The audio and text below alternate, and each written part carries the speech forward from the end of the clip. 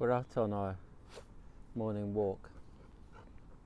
We're down at the rugby pitches, and what you notice about these rugby pitches, if you look carefully, they have big patches of yellow grass. So there's green grass and then big patches of yellow grass, and they try their hardest to fertilize it, and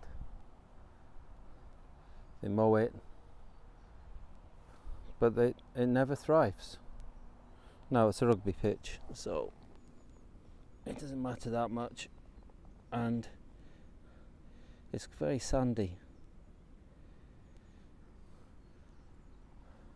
Now the problem with this soil is that this was once an industrial slag heap, and it's been levelled out,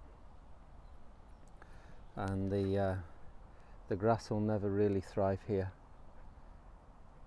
because there's no real topsoil and nothing to put roots into. Now Jesus tells a story of a farmer who went to sow seed, and we're told that the farmer sowed seed, and as he scattered the seed, some fell along the path and was trampled on, and the birds of the air ate it up. Some fell on rock. When it came up, the plants withered because there was no moisture. Other seed fell among the thorns, which grew up with it and choked the plants.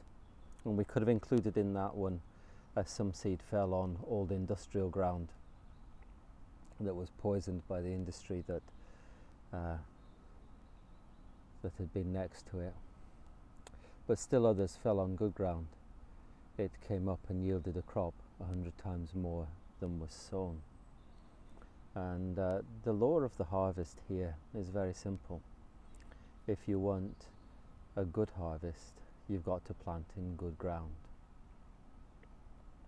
And this is not just about the world in which we live in, but this is also a question about our hearts. Jesus says, "He who has an ear, let him hear." Because ultimately he's not talking about ground. His interest is not in agriculture. His interest is in people. His interest is in how people listen and what kind of hearts they have in order to listen to the good news. It's intriguing that you can say something about the Bible, you can say something about Jesus Christ, the Saviour, you can say something about the life that's commanded of the Bible, and it's taken in different ways. Some people, their hearts are so hard they'll just reject it. Some people, well, they'll accept it for a while, but the busyness of life will just put it out their minds. Some people start to believe, but when persecution comes, they fade and they wither. And they're the kind of people who said, "I used to believe, but now I don't." And then there are some, and their hearts are good ground. And to have good ground, you have to stir up your heart. You have to feed it with good things, and you have to nourish your soul and want to do so. And God also has to do a work deep within you. Well, today, as you think about all the things you've heard over the years of Jesus Christ and of the Bible and of the good news of the gospel, the question is very simple. What harvest is there from it? Because that reveals the true nature of the soil of your soul.